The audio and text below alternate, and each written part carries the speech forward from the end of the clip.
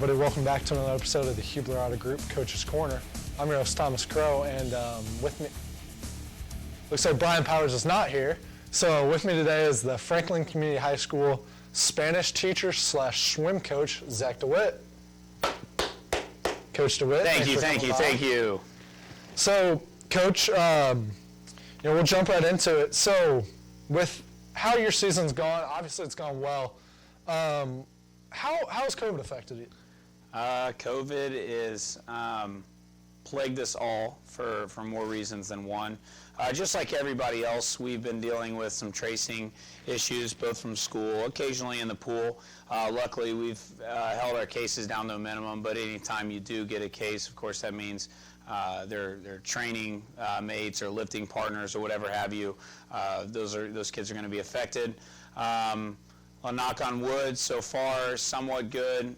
We probably haven't been affected like some of the teams around here, but nevertheless, certainly been a big piece to our season. We've got locker room limits. Basically, the kids train each day in the same lane with the same people to limit those tracing numbers as much as possible. And then, of course, the whole mask thing. Last week, conference for each team. You guys were successful. Tell me a little bit about that. Yeah, I think the boys brought home, I don't even know, maybe their 13th or 14th MidState Conference in a row. We normally have a fairly nice rivalry with Plainfield. They had one of their top swimmers out. Due to the fact of the way the meet worked, the boys were separate from the girls, and so I guess the ambiance or the thrill wasn't quite as much in the air. We're going to have to fix some things going into sectionals to make sure that doesn't affect us. We swam all right. Certainly got the job done. Had some notable performances throughout the crew. I think we won all but one event. No, all but two events. And then on the ladies' side, also victorious. I think this is their 8th one in a row, and they had a little bit better of an afternoon than the boys did. They had the liberty of swimming in the afternoon, which I would prefer. And then similarly, I think they won, I don't know, maybe 7 out of the 11 events. I could go off the top of my head, but that's a short synopsis anyways. Mm-hmm. So not only as a swimmer, but also a coach in that aspect, how does having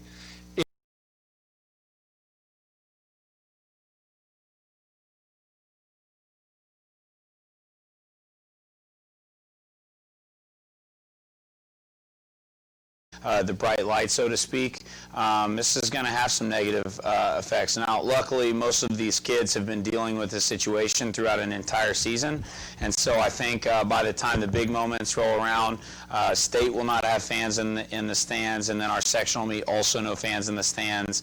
I think that they're at least going to be prepared for that moment, but yeah, of course, it's going to affect you just like any other sport. But at the end of the day, it comes down to you and whether you're able to perform. Right now we're preparing well for the moment. When that moment hits, I think we'll be ready for that. As you alluded to, sectionals, and unlike most other sports, you guys don't have a regional semi-state. It's win sectionals, go to state, as well as the cuts. So looking forward to boys and girls sectionals. Tell me what you see happening there. Well, the girls go first, and they're in just 3 weeks from now, and so right now they're on that steady descent. We call it a taper in the swim biz, but basically that means we're kind of removing the stimuli in terms of training. Their volume's going down, the intensity's going down. They're not having quite as many practices, and so as they progress a little bit further, I like to say if the girls are a little more annoying than usual, that means that we're on a good taper and we're well rested, because they definitely bring the energy. But yeah, they'll perform on a Thursday night for prelims sectionals, and basically at prelims of sectionals you're deciding who are your top 8 and who are your B final, which is 9 through 16, and then you bring that crew back on a Saturday and they compete. Only the top 8 are eligible to compete for a spot in the state finals, and so I mean you've got 2 ways out. You've got to win the sectional title, or you've got to go a sectional cut, and I mean, at this point everyone knows that, and so They're basically knowing where they're stacking up with the people in our areas. If they have a heated race, they know they've got to be excellent at sectionals. If for whatever reason they think that they've got a cakewalk, then they can afford to maybe not wear a racing suit, or they can afford to maybe hold that resting off just a little bit later for the following week at state.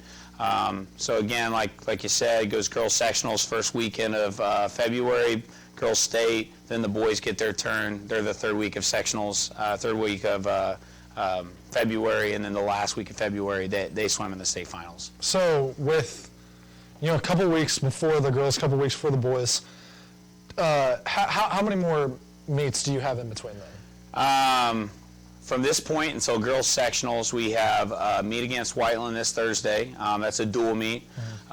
We will not swim our entire roster. We're less than 2 weeks out for the girls. Yeah. So contact tracing reasons, Yeah. I'm not putting them on a bus.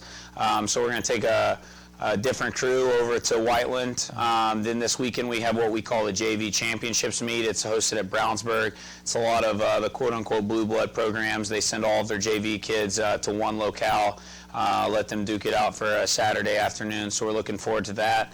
And then our boys have a boys-only dual meet against Center Grove next week, and that'll be the final tune-up for them. They'll have about 3 weeks off before their sectional meet. Yeah, so you answered my question there of, what are the precautions you would take heading into it? And it makes you think, it brings a whole new aspect with COVID of, say you have 2 weeks left in your season. Do you want to kind of decide not to play those extra games to make sure you don't get traced? And just brings the extra aspect of making sure you're doing every precaution correctly. Yeah, for us, we feel like our job is to minimize the risks coming down the stretch of the season. These kids train year-round for these respective meets, and this is no disrespect to any school, but a dual meet's just not worth the risk that it might provide. And so for us, keeping those kids that are probably going to be of significant value to us in a sectional and a state scene, keeping them out of those meets is imperative for us to make sure that we've got a healthy team and an untraced team going into championship season. Yeah, with, obviously looking at the history in the state championship of Carmel, it's been, 30 some odd years now that they've won. Yep. How do you keep your team from getting away from the idea of, second's good enough? How do you keep them to pushing of, hey, we can always have a chance to beat these guys? This year brings an interesting take to that. I think every team is likely beatable due to this entire tracing scene.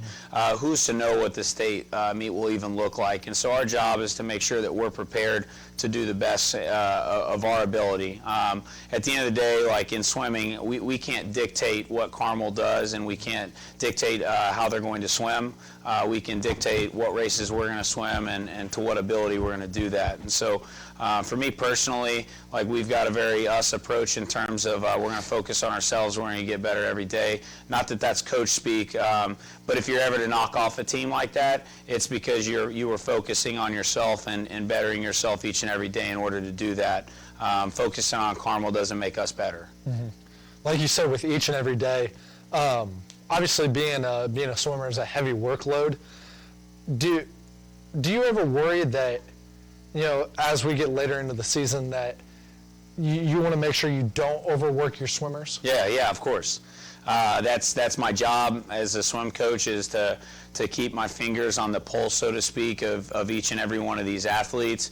Where are they at? And so we monitor that on a daily basis. At some point, I've got to trust my athletes, and they need to tell me the truth on what level of fatigue they're experiencing. Are they tight? Do they need a lighter day? Do they need a heavier day? And so building up, differing sets for each crew is important. So like, for example, if you're working with a backstroke group, you might offer 3 different sets and say, like, hey, if you're good, we need to push ourselves today. And so it's probably likely that you need to pick this set. If you're just feeling all right, set number or letter B, and then set number C for those people who are feeling destroyed. ultimately our goal is to make sure that we can rest at any point in this time, like within 4 days. So if I ever feel like in 4 days we wouldn't be in peak condition, we're probably too far buried, as we like to say. So yeah, of course we monitor those things. The removal of morning practice normally does the trick for a lot of these kids. So about a week and a half out, we take all the mornings out, and a lot of times that additional sleep and that one less practice will allow them to feel pretty good. But yeah, we also scale back a lot of other things. Probably more in the off season than the regular season. But how often do you get in the pool and compete and try and swim with your swimmers? Hopefully, I'm in the pool twice a year. Once when we win girls sectionals and once when we win boys sectionals, and I'll jump in fully clothed. But beyond that, hopefully I'm not getting it. Trust me, buddy, if they're learning from me, we are really in a bad place in terms of the program. So myself, not often. My assistant coach occasionally, really that's like a pride thing for him. He wants to, cut into the young kids if he can. He swam at Purdue, and he's a heck of a lot younger and way more fit than I am. But no, not that often. So with that, then, hopefully in the next couple of weeks you'll be a little bit wet 1 or 2 times. Yeah, someday I'd like to take the plunge up at the big pool at the state meet. That's the goal at some point. Yeah. And that'll be satisfying water. Maybe that'll trick me into training again. I doubt it, but that's what I'm looking forward to. Just got to get the right push. Yeah. Well, Coach, we wish you the best of luck in you. the next couple of weeks. Make sure you guys stay safe, stay healthy. And then in the next couple of weeks past that, good luck in the sectional. Hopefully good luck in the state meet. Appreciate it. Thank you, guys. Yep, thanks for stopping by, Coach. For Coach Zach DeWitt, I'm Thomas Crow, and this has been the Hubler Auto Group Coach's Corner. Hubler is proud to be the official sponsor of Franklin Athletics. Score massive savings on all your favorite brands. Plus, get our 10-year, 200,000-mile warranty included. For all auto needs, just click drivehubler.com. Let's go, Grizzly Cubs!